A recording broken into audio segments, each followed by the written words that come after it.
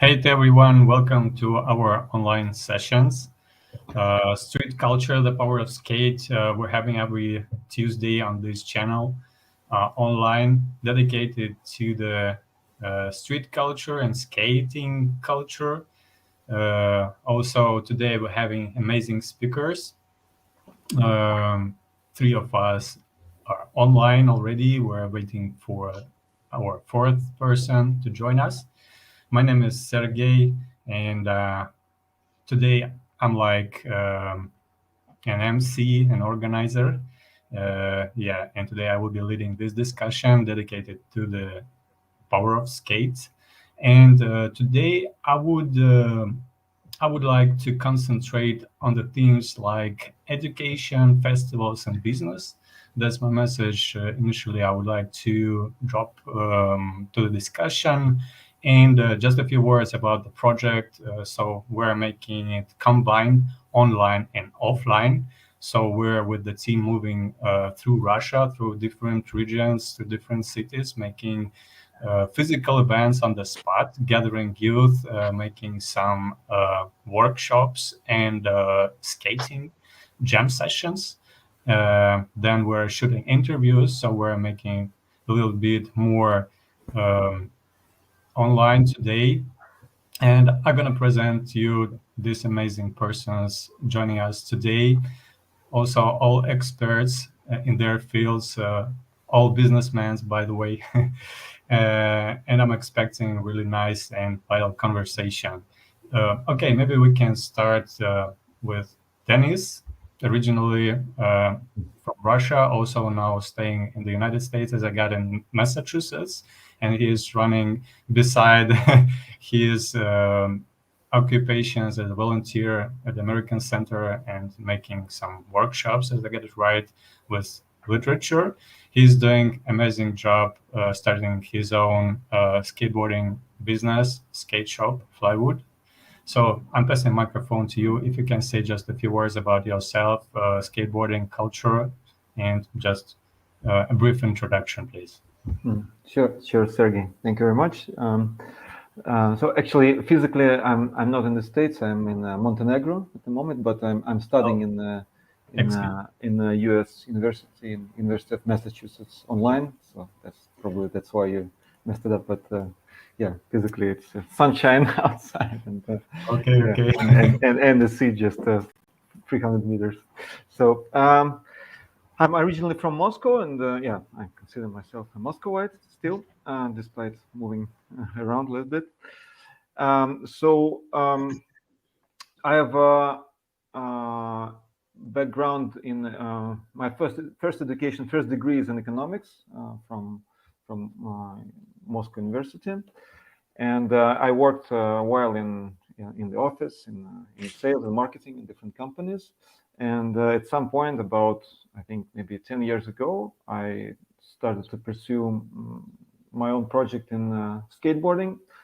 And we founded this shop slash workshop called Flywood. And basically, ideas, it usually happens, came from my own experience as an amateur skater. At some point, after doing a lot of tricks and skating, probably it's my geekish nature that took over. So I was interested to dig deeper, and I was always dreaming to make my own board, to press it. So I was looking for ways to do it, and everything seemed quite complicated for me because I'm a humanitarian. I have humanitarian experience, so my carpentry skills, they were not really, high level. So, but then finally, I found this company from Canada. It's called Raw Rocket, and they do amazing job with producing this special kits with the vacuum bags. So basically, it includes the veneer layers for the pressing your board, and the vacuum bag for creating a pressure. And you can easily press your own deck, basically.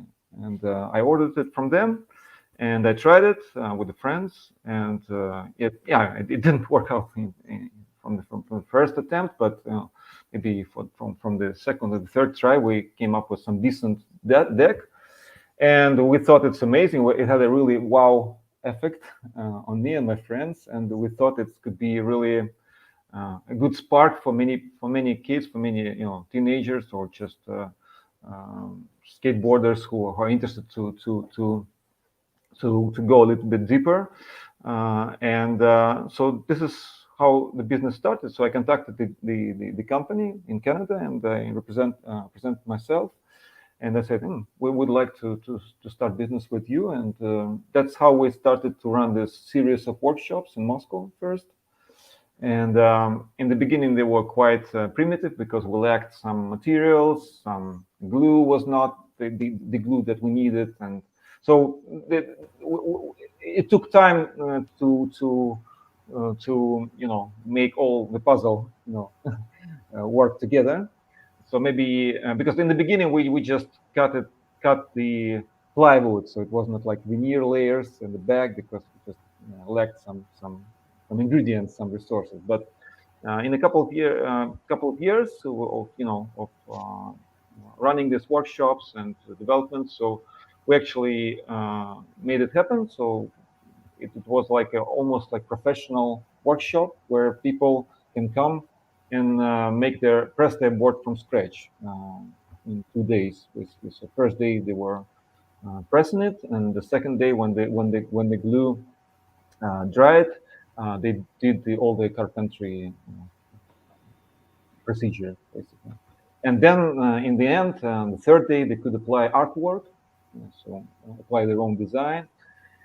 And it became really popular, so we started to gather attention. We started to gather some groups. We started to work with a couple of public carpentry workshops where we rented time, and students came to us at some designated date or time, and basically made their own skateboard projects.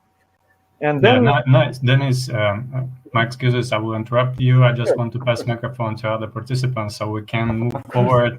Yeah, in more detailized, like a little bit later, just to talk about business. Yeah, okay, because you're already started to touching my questions. So okay, I'm gonna pass the microphone to JT. So started from his young ages skateboarding in Boston and Massachusetts, also having his business school, JT School, making some amazing social projects internationally. I'm really amazed to look at his bio. So I'm passing the microphone to you, just maybe short presentation introduction. Yeah, you're welcome. All right, so I'm JT, I'm 25. I was born in Boston, but I grew up in Washington, D.C. That's where I started skateboarding at. So I found skateboarding, just kind of some kids in my neighborhood at skateboards, and then I saw the X Games on TV. I think it was the year of like 2008, 2007 when Jake Brown had that crazy fall on the mega ramp, and something about just seeing the X Games and everything just made me really want to do it. So then I asked for a board. I got a board for Christmas, and then I've been skating pretty much like every day ever since then. I've been skateboarding like 15, 16 years now, all in the Washington, D.C. area. I skateboard all across like the United States, and I'm also part of a nonprofit called Cuba Skate. So I've had the chance to volunteer and go out to Havana, Cuba, and other provinces, just helping the skate community thrive. And I'm also part of Crush Skate Shop, which is the only skate shop in DC. We've been doing amazing things all over the area, and we have like a big Go Skate Day event that's going down tomorrow. So, yep.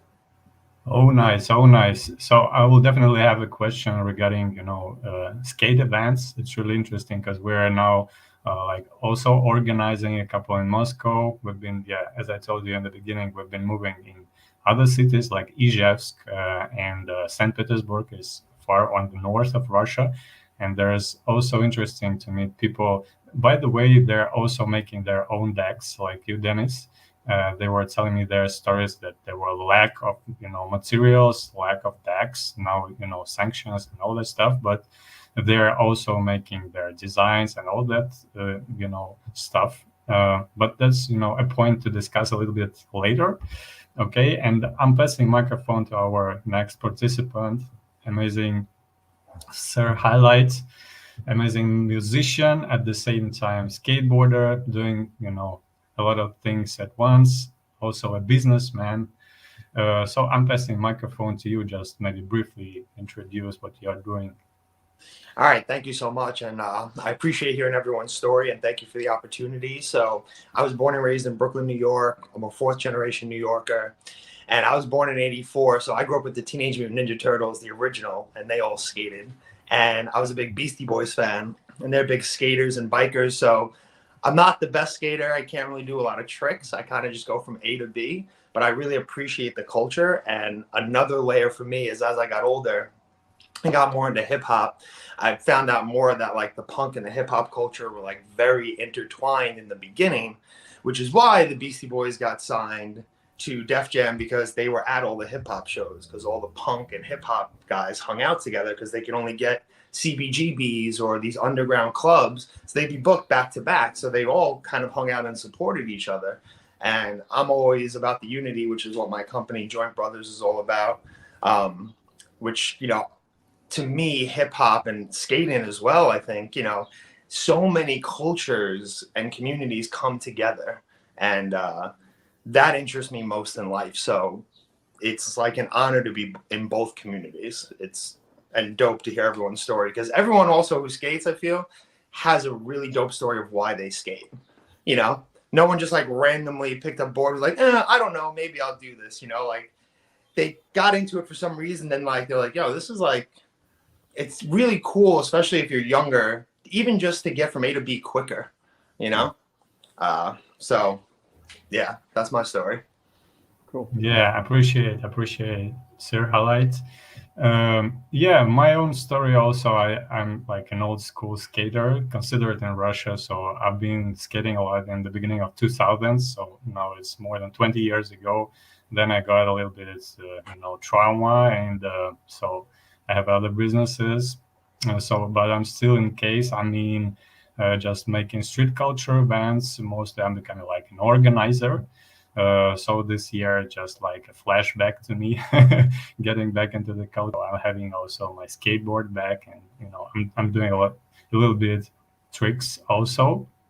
But it's interesting that like almost all of us doing also some projects dedicated to some social aspects like youth engagement, empowerment, some social businesses. And so my first question to you, how could you consider skateboarding connected to the education issues? I would say, first of all, I just think sports in general is so important to education, because at least in America, like the education system doesn't really value the intangibles.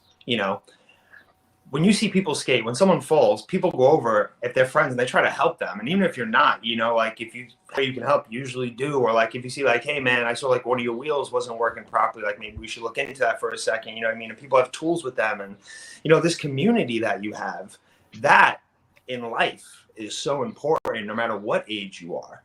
And I think that type of education is often overlooked because you can't put it into something you feel.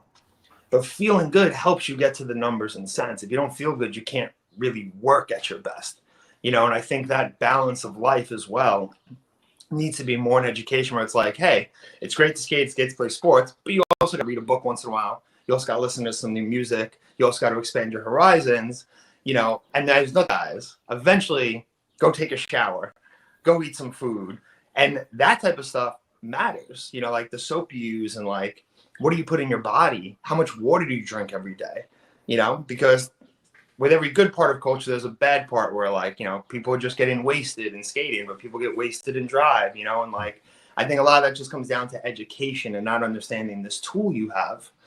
And a lot of that comes from a master apprenticeship that I just feel is kind of lost in this new world of the internet. People don't want to be an apprentice. Everyone just wants to be a master right now. They want to put in a week or a month worth of work and be like, oh, I did all this stuff. I've been working. And it's like, yeah, you've been working. But at this point, there's a lot of people who've done things for 10 years or so. You know, if you can learn from those guys, you'll be in a better position no matter what you do, you know? Very true. Yeah, my appreciation. Yeah, so nice. So yeah, I would like to pass microphone to JT because I believe you can say something about it as far as you got your own school. So maybe you can tell us a little bit more about the background. So yeah, so I run JT Skate School, and that's like my skate lesson business, and I teach people of all ages, from as young as 4 and people as old as, I work with people in their 50s, 40s, stuff like that. And I just feel as though like skateboarding and education, they go hand in hand. Skateboarding, for one, it teaches. The more I've been teaching it to people and just like instructing them, the more I see how much it teaches people more about themselves and just how to maneuver, just kind of figure themselves out, know what works for them throughout life, whether it's just like teaching them patience and to not, you mess up on a trick one time, you get frustrated, but the more you get frustrated, the harder it is to land the trick. So the importance of just trying to, take deep breaths, assess the situation, and be able to move forward on with that. I think skateboarding definitely changes lives and allow people to, just think clear. And I also was doing a skateboard club at the high school that I graduated from, and just to see the progress that the kids who were in high school that have never skated before, and then how much like skateboarding has allowed them to just be able to go in school and learn, just all the things that happens throughout people's lives outside of school that makes it hard for them to learn, being able to go to school, skate a little bit, clear their mind, then go back into the classroom and, get better grades because of that. I think they go hand in hand. Yeah, nice.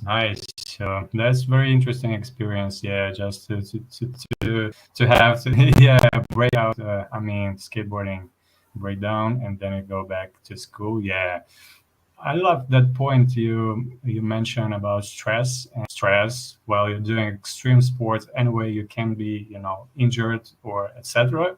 But anyway, that's a good lesson for you to keep calm in a very stressful situation.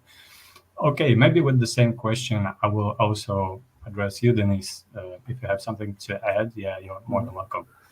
Yeah, I totally add from my part that in our case, like the education is also a part of our business model, basically, and the idea, and again, this is it works best when it worked with you in your experience. So the idea was to inspire kids to create something with the skateboard as an inspiration, right? And to school, they study something. It's not easy for them to understand what's the point, what's the end goal of the studies of taking this class. But when you show them, the end, the skateboard at the end of the tunnel, they're like, wow. So, and then if you split the task into small steps, basically, and you build a curriculum around it, and it worked really brilliant for us. We were able to have this course in one of the Moscow schools. I don't know about it, Sergey. It's called Leto International School. That's kind of yeah. It's a big name. So, and we ran this course for 2 or 3 seasons there, and kids were easily getting interested in the subject, and then they just and there is such a big range of skills that you can teach around making a skateboard. It's a carpenter modeling when they model the mold for the deck. There's also component of physics when they understand how the pressure works when you need to press the veneer together with the vacuum bag. There's a component, and there's also a business component because you need to market your board, and probably in many cases you can come up with your own brand, you can with your logo, and then sell it in your school fair. A lot of skills on the way, to reach this goal. So it was a great. So we were really the same experience from schools in Canada and America and in England. This come to use this experience in Moscow. Wow, nice, nice. I also know one organization called XSA. So they're building also a skate parks across Russia, and now they're making a huge educational programs also connected with constructing processes. So they're teaching like little kids how to build figures and all that stuff to make a model skate parks themselves. So that's all like a kind connected to what you are saying. Yeah, amazing. Thank you so much. That platform you are watching us, like YouTube or social media. And I just recently saw first question in the chat. How is the skateboarding culture in Cuba? I've had the opportunity to be able to go to Cuba through Cuba Skate, which is a nonprofit organization. It was started in 2010 by a good friend and mentors of mine, Miles Jackson, and so it's based in LA, DC, and Cuba. And there's a huge scene. Like every time I go back out there, there's more and more people skating, and they were building a DIY skate park because there's no actual skate parks out there, no actual skate parks. That's why they rely so much on volunteers and like organizations like Cuba Skate just to be able to bring supplies, whether it's shoes, decks, trucks. And so they're building a DIY skate park in an abandoned gymnasium, which is like, it was insane. Yeah, it was insane. So you can check all of this stuff out on cubaskate.org and skate YouTube channel. And it's insane. There's people of all ages out there skating. They'll even be like, if they break a board, sometimes there's not always the opportunity because we haven't, like the pandemic, for example. Because of the pandemic, we weren't able to go 2 years. So that was a long period of time where it was very hard for the skaters out there to get boards and resources.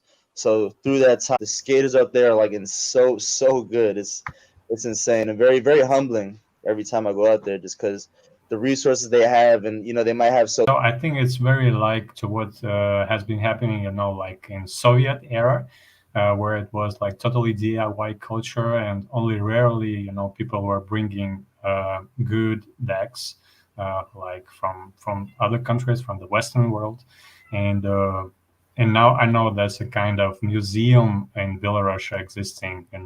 They are gathering all old school, handmade decks and equipment and all that stuff. Yeah, okay. So nice conversation. And basically, we have another. Can you share any memorable experiences or opportunities that skateboarding has provided you with? So, okay, maybe you, sir, highlight. I mean, I'd say just the greatest opportunity is just meeting people, like, because I guess I'm a big community person. So for me, that was always my opportunity because I know that teamwork makes the dream work. So the more people I meet, the more people I network with, the bigger scope I have. And because I do music and I've always been in the arts, your network is so important. Your network is your net worth. So for me, being someone who was 14 when I was 14, I had to grow into my body. And I was 5'6", you know what I mean? So it took me a while. I was awkward. It took me a while to get my flow, and so for me, just being in a community where people didn't really care, I just loved watching the sport because there were other people who were really good growing up in New York. And I grew up in a place called Marine Park across the bridge from Rockaway there. So a lot of people skated. And also growing up where I did, Simpsons were big. Bart Simpson skates. So skate was really around and people were really good. And it's kind of intimidating. At least I was intimidated in junior high, watching people be really good. And I was like decent. So I would go and just hang out with people. But then we became friends, and I had this really great group of friends. And some of these people I'm still friends with to this day. But for me, that was my greatest opportunity, was just meeting people who added value to my life. Wow. Yeah. Thank you. So nice. So maybe Dennis, you can reminisce on some stories related also. No, I really share what Sir Harlet was just telling, and I can say that it's mostly people and community, and I myself, I can do some tricks, but I never grew like really professional or. But at some point, I understood it just doesn't matter really. I just love the thing, and I just love the culture and everything around it. I like start to tune up your wardrobe, your dress, right? The things you listen, and yeah, many. It's a whole universe, right? And with a lot of history, with a lot of when I was in giving some classes and lectures and or courses in the schools, I usually separate subject field, right? you can spend hours, talking about this, great figures of the past, of how they come out to this, and then great inventions, how the boards, how they played, and to polyurethane, and so on and so forth. So it's a whole evolution process. And at the end of the day, it's just amazing how the thing that you do for living. To deal with the kind of all that extreme games, skateboarding in particular, and I've been facing a couple of times with some that were attacking me just because I was like a skater and I was like wearing my deck, but it was a good lesson, how to defend myself, to run fast, to use my skateboard as a tool just to run away. Okay, maybe you, JT, can add something, from your perspective. Yeah, so definitely. I feel like, skateboarding, for one, just being able to meet people from all over the world, different backgrounds. Like, skateboarding has definitely opened a lot of doors and introduced me to a lot of different, very interesting people. It also has put me in very interesting opportunities. Like, I've been like extras on different like TV shows, like Queen of the South. Randomly, we're doing one in DC, so I got to be in the background. Me and my friends got to be in the background skating in one of those.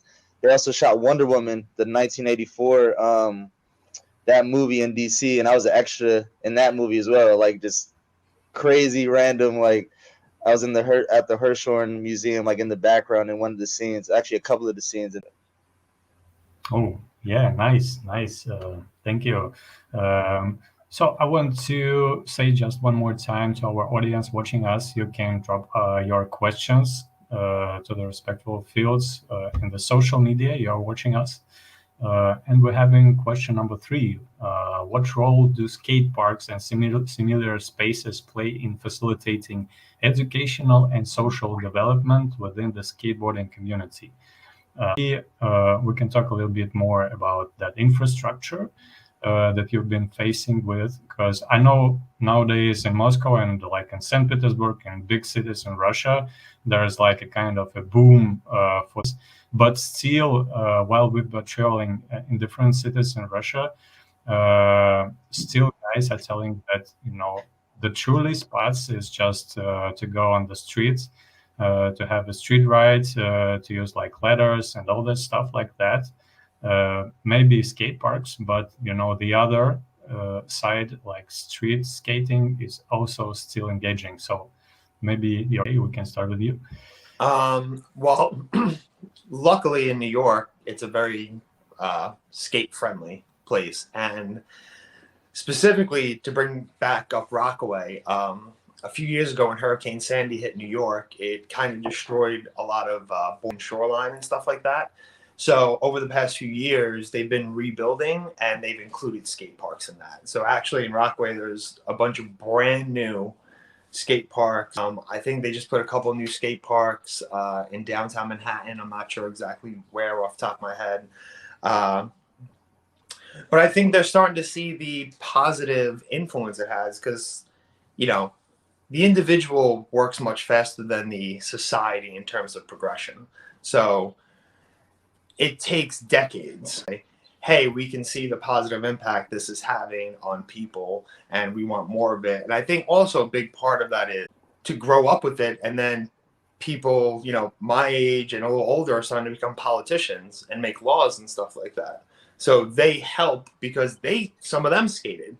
You know what I mean? I think that's a big part of it, at least, especially in New York City, where, once again, like the Beasties, skating, biking, all of those activities were like really, really big with them. So I know, like at least Mike D was big on like getting a lot of the bike lane in, which also helps. So I'm lucky enough to live in a place that has great infrastructure and a community of skaters where very cool here in New York. And part of one of the reasons why I love living here. Whoa, nice to know that. Well, I've been traveling in Europe, so like it's quite well strange when you have like a brick surface everywhere and skateboarding as as a transport.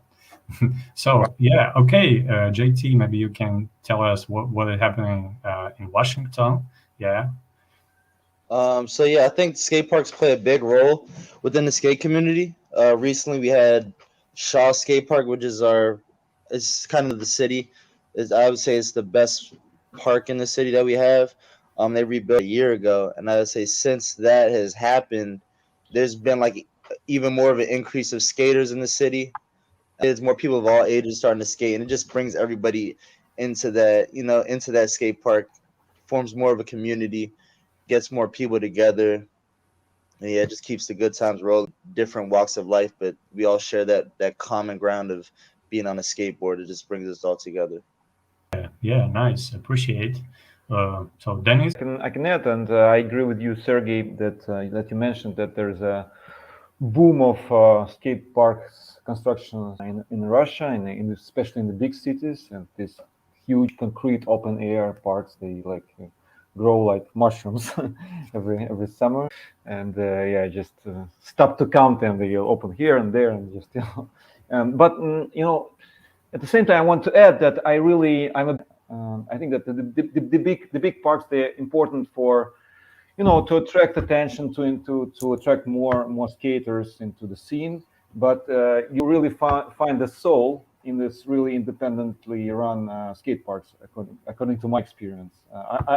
I'm sure you know some in Moscow. The guy Nikita who runs it, he's an amazing guy, and he's a fan of his, diehard fan of skateboarding. Sold his last apartments, everything, invested just into the running of the skate park, and he's always has a problems, financial issues, but somehow he survives like a ghost, and he became a legend, in the city. So for me, there's this distinction between this, huge mega projects run by authorities and sometimes frankly used by them for some political stuff, but we don't cover that. But and independently run skate parks owned and run by skateboarders themselves. For the broad response, I'm just looking at the list of the questions that is dropping in our chat. So, and yeah, we're having another question related to the previous one. Just wait a second. Highlight mentioned it. Is there an emphasis on building this layered relationship with skateboarding in our current societal frame? And there is an add-on, I mean, from a non-industrial way, more internal and more cultural way. Show up at the skate park, king of thing. Okay, so it's up to you how to interpret. What I would say is, in this day and age, mentorship is just more informal. So I don't think you go up to someone and say like, hey, I want to be your mentor. Although I think it's totally cool that there are kids who will go up to older people and be like, hey, do you want to be? So if you're a younger person, I think that's the best way to do it, because it does so much good for you just to even go through the process of conquering your fear, having the confidence to ask, be open, be vulnerable. All of these are good intangible qualities that you're not going to be taught in school, and a lot of society is not going to teach you. It's something you have to learn who to do it with yourself. So you got to find someone you vibe with, find someone you see them skating, you're like, wow, you are the dopest skater I've ever seen. Personally, like someone you've seen with your eyes. I'm not talking video, I'm not talking online, I'm talking in person. So it depends on what if you're the best skater at the park, or you're really good and you want, and maybe they're just not good because no one's teaching them, and you can change life that way, because at least in New York, a lot to play soccer, to play football with my friends in the park, anything to get out of the house and go be with kids my age, and I wasn't good at them all. There were some things I was good at, something I wasn't good at, but I just want to play. So if you're like an older person, get out of your comfort zone too and kind of be a big brother, and you just ask, hey, I see you coming here every day. What's your goal? Are you trying to be better? Or are you just here to like hang out? If they say that they're there to get better, they want to be the best, Be like, would you like a mentor? You know, because I could teach you some stuff. I see you're doing, and right there, just teach them something little that you've seen. Hey, and that all parts of life, skating or not. You know, I think that's what sports are great at. You know, you look at Michael Jordan and Kobe. You know, on a basketball realm, like Kobe learned from Michael Jordan, but Michael Jordan also taught him. He was like, "You're putting in the work, so I'll help you because you're never." I think it's just generally not true. Generally, that person will give you credit. You know, like Lil Wayne gives Missy credit for being like, I think she's one of the best rappers, and they're nothing alike. You know, but he can love skating, Lil Wayne. He can love all these other things that Missy doesn't love. But I learned a lot from her. I thought she was amazing. And I feel the same is true in any community. So if you're younger, look for someone. If you want to be the coolest skater in the park, look for who you think is the coolest. Ask them, you know, like pull them aside. Hey, what makes you so cool? Something like that, you know. And but a good person who gives you a genuine compliment, that person you respect. And from there, you can do wonders. Yeah, nice. I basically agree with you that what we call sometimes educational environment, and you know, it's in general. I would you can also add something in respect of your school and NGO. Maybe you can, you know, do a little bit more profound about that. Yeah, I mean, no, definitely everything Sir said was facts, and I totally agree with that. I feel like mentorship, especially with how big skateboarding is continuing to be now, is like very important. Just because skateboarding, of course, as we all know, it can be hard, you know. And if we want to see skateboarding grow and get bigger, one of the things is just being able to just being there for people who are just starting out, whether they're young or old. You know, skateboarding is you can start at any age, ideally. And just from doing skate lessons, I kind of see how important that is. And just going to my local park and seeing all the kids who just started coming out now that the park is, you know, now the park has been rebuilt and continue to start coming. And then you'll see kids that actually just come by themselves, and you can really tell that they want to get better, putting in that time and effort to just pull up and just try these tricks for hours all by themselves. So whenever I see kids come throughout the park or to the shop that I work at, Crush Skate Shop, I always just look into them and just see however I can help them and keep them skating, because I love to see it. I know they're gonna be in my shoes one day. They're gonna be pro or better or whatever at some point. So I want to keep as many people on the boards, and I know people do look up to me. So it's important that I pay the favor back and just, you know, give out tips so I can, or just show appreciation when I see them land a trick that they thought nobody saw. But it's like, you know, little stuff, because sometimes you'll be too hard on yourself, and you'll think you're not progressing the whole time. It's like you really are progressing. And you just need to, you know, no stress. It's all skateboarding's all about fun. So keeping those good vibes going, it's very important. Yeah, totally agree. Totally agree. Nice. Maybe we can go forward because we have, you know, a number of in our chat, and like I saw this question just twice already. So this is maybe you can talk a little bit more, because you know that's a really controversial theme, and those guys that I've been talking to, they're like, you know, plus minus, they're 50-50, a lot of sponsorship, respect, and attention, especially from media. But you know, a great question inside the community: is that a good thing or bad thing for the, you know, development as a street thing, as a street culture, quite well independent? So maybe we can start with you, Dennis. What do you think about it? No, obviously I think it, you know, brings more attention and appeal to the sports and to the industry, and you know, I just I see only positive things. I just want to maybe to look at it from another perspective, just from my own experience. Probably you also notice it in street scene, in that basically there's like sort of separate and sometimes people doing tricks. There are people who do like longboarding or cruising, right? Or people who do downhill, like riders. And people now, it's very popular. Actually, we're selling a lot of this stuff. We're working with an amazing company from California. It's called this surf skate scene, like Carver and these guys. And I got a feeling that these communities, they were kind of communicating with each other. They were like separate, and so sometimes in some cases even could be like a bit hostile to each other. You want to make, you can come make a downhill deck or skateboard or skate surf and everything.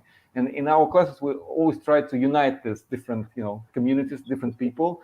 And sometimes you can have a skateboarder with a surfboarder or a downhill guy in one group, and they kind of start to know each other, ask questions about the different aspects of riding, and this is I really like to make it more universal, so to say, to erase these borders. And this is also from my own experience, because I skate, but I really like to cruise sometimes, and I really into that surf skating now. I think it's cool, and it really makes me loose and relaxing, and great experience. So yeah, just sorry, I maybe took it a bit to the direction, but this is I wanted to issue. No. That's really interesting thing, because I remember one case that we've been offering for the surfing community to make an event skateboarding, but they were refusing, telling me that's totally different thing. It taught people with different societies, different income, different interests. So no way, we don't need no skateboarding at surfing and windsurfing. No way. It was so interesting. Okay, going forward, having another question. How do you get past the intimidation of being skateboarding with no prior experience? I guess that's a question about the fear to start. Maybe you, JT, can share. Skateboarding is just kind of just realizing that everybody starts from that point of not knowing anything. So it's just kind of like you just got to go for it. It's kind of that can go across all life. It's just kind of you got to take that just leap of faith and just kind of hope for the best. I think once you kind of get past that, you break that barrier, everything gets a lot easier. So I think if you really just go for it, give it a try. Once you give it a try and you really start to see, people open up, people respect you just going and trying. So yeah. Okay. Could be metaphoric for to combat your fear. Once you make that decision to go for whatever trick it is, especially like that drop in, you got to have in your mind that you're just think positively. If you're going to go for something, just like skate. It's also just a good exercise for life. So I think if you can zoom out a little bit and look at it as bigger than skating, but like, how do you handle fear? And skating is a smaller compared to the fears of life, So if you can zoom out a little and be like, hey, I'm afraid of this, I'm intimidating, or I'm scared, conquering your fears and your anxieties, especially if you start small. You can then conquer big fears and anxieties when they arise. When you have something really important you have to do and you're like, I don't know how I'm going to do it. Well, then you'll have all the skating experience behind you, of just conquering that little by little. And then you'll realize, kind of like I realized, like, I'm not going to be the best. I'm not Tony Hawk. I was never going to be Tony Hawk. I just, A, didn't have the discipline, and B, I didn't have the talent, and I didn't have the wherewithal or any of that. But I was still going to skate. Because, especially in New York, things can be a little scary on these roads. These streets are not paved well. A lot of potholes and stuff like that. So every day is a new journey, getting on stage and, maybe coming on a panel with like a bunch of masters of their own classes and stuff like that. And, feeling just as confident as I'm sure they feel, So I feel like if you can zoom out and be like, how do I deal with intimidation, period? You're probably, because then you'll be like, you know what? I'm going to go for 10 minutes. That's what I always tell people. 10 minutes can change it. 10 minutes of any 10 minutes, you'll put in 20, 30 minutes and then you put in 30 minutes and you're like, oh wow, I was just skating for 30 minutes. That wasn't that. It's never as bad as you think. Never, I totally agree. I think that this issue also connects with the previous one when we talk about mentorship. Because definitely. I think that for me, like this two street sports, the skateboarding and basketball, are the two examples where you can still find because in nowadays when everyone is so stressed out and everyone is in a hurry with their own things and just looking, their own, wake or something, there are very rare cases where you have this pure human interaction, like without any monetary base, just human. And skate park and basketball court are the two great examples of that. And if you get this spark from mentor, from just a couple of words of encouragement, it can really, because this is very pure and it's a stranger, it's just another human being that just cares about you. It could be even for a second, but still, get this magic connection, magic feeling that can really motivate you to do things and to continue. Yeah, appreciate so nice and vital discussion today, but I'm looking at the timing and we're having like only 5 minutes left and 2 more questions. Maybe we can run through quickly just to cover all. So question mark number 9, what kinds of demographics do you see gravitating towards skateboarding, and how do you make efforts to build a diverse audience of new learners and skaters? Maybe that's a question for you, JT, because you're the cool, and maybe forming a little bit this audience, and you know pretty well how it goes. Yeah, I mean, I'm seeing everybody, all ages, races, like everybody's starting to do it now, which I love to see. So I just continue to just push that and tell everybody, whether they're young or old, like anybody can do it. Skateboarding just more, it's as much as it is physical, it's that much mental, or even more. I probably think it's even more mental. So anybody can do it. So I just make efforts to show anybody that they can do it as long as they age, race, or sex, go inside and do, that inside. Yeah, that's true. That's true. And also, no matter how the complex the task looks like, if you dissect it in the small steps, it's not really scary, and you can everyone can most everyone can do it. Very true. Yeah, that's true. So maybe we can jump on another question. What role do community organization play in supporting local skate cultures and efforts to use skating for positive social change? So maybe we can broaden it a little bit more, just talking about street culture in general. Juliana. Sorry for being late due to force majeure, but nice to see you. I'm here with you finally. Oh, nice. Maybe just a quick question to you, so that I've sounded just, maybe you can a little bit about community and organizations in skateboarding. There are 2 great communities in Russia. First of all, it's XSA. Maybe you hear about it. Do you hear? Already mentioned it in the beginning. Yeah, XSA. It's a Russian community and company and a big team, which is located in Krasnodar, Russia, in the south of Russia, and they build skate parks. They act very passionately for developing cuts and unite under XSA flag. A lot of Russian riders, skateboarders, MTB, BMX, and rollers also. So this is the first one, and the second one, it's social skate school. It operates under the Federation of Russia of Skateboarding, and this project aimed on teaching young people, skateboarders, how to skate.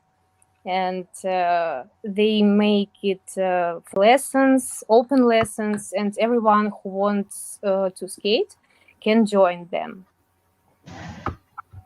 Wow, nice. That's amazing cases.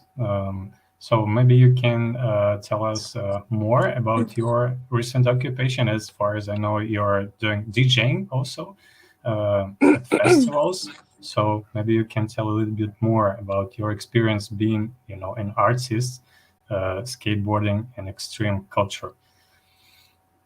Yeah, this is an amazing experience. I was DJ on contests. Every part of extreme culture, like rollers, skateboarders, and involved. So for me, was the main aim to create a special mood for each of them, and you know that it's a very different. They have very different moods. For rollers, they like underground. They like old school music, maybe jungle drum and bass. And skateboarders, they are somehow connected with the also hip hop, rock. So for me, it was very challenging but very interesting. And there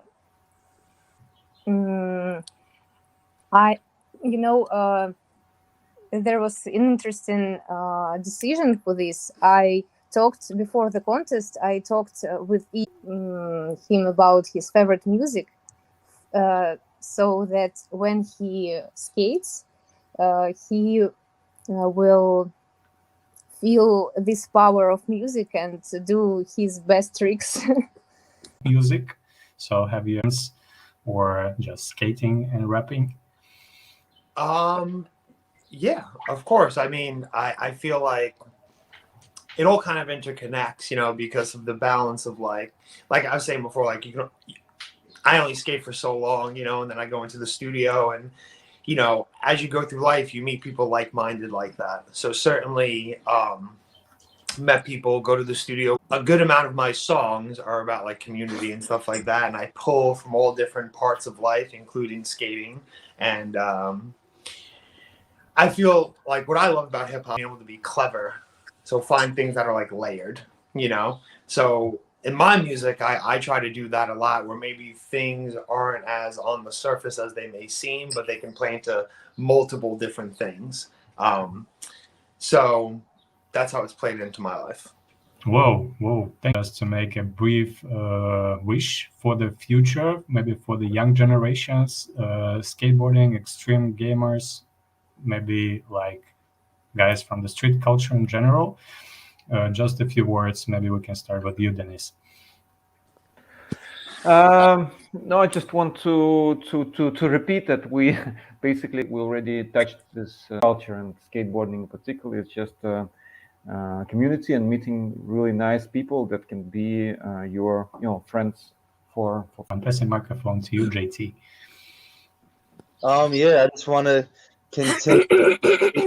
continue to rise, and the skate community continue to grow in DC.